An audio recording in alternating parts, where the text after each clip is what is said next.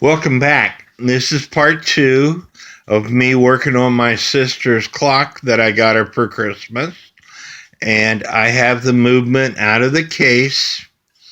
A lot of people ask all the time, how do you tell whether it's a 1-day movement or an 8-day movement? For me, it's easiest to look at the back of the movement. And this is a regular movement. Let's see if I could focus in here. You can see regular, and right above this star wheel you see 25-87. The 825 identifies it as being a 1-day movement. 8-day movements will have a 34 up in this area. Now I believe with this being identified as 825-87, it was made in 1987. Now with the movement, like I said, I use a piece of plumbing, pipe, collar. You can use a piece of a roll of duct tape or roll of masking tape or a bowl. I find that the plumbing collar works really well for me.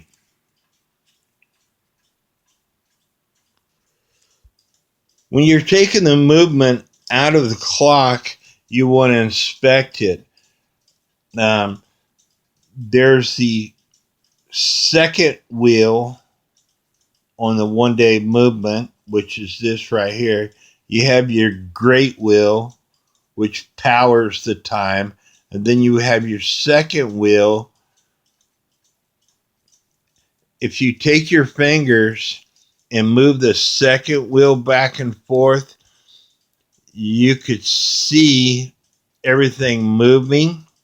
And this is where you want to check out your pivot wear on a clock. I find on a 1-day clock, you could have some pivot wear and the clock will still continue to run. You want to do the same thing for the time side of the clock. You could take and grab a hold of the great wheel and you see the wheels are turning, and check out pivot wear. If you have too much pivot wear, you'll have to ream it out and put bushings in, and that is a totally separate video that I will not go into. I'm not an expert in it, and I don't want to teach anybody anything on replacing bushings. This particular clock, the star wheel, has a screw on it. Now this is what I'm calling the star wheel.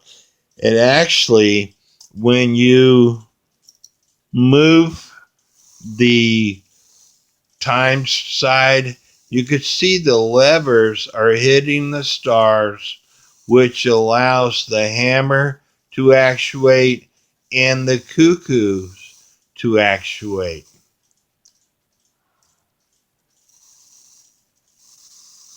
So, but there's a screw on this particular star wheel that I will loosen so I could take the star wheel off. A lot of them are compression fitting, and I wouldn't recommend taking those off.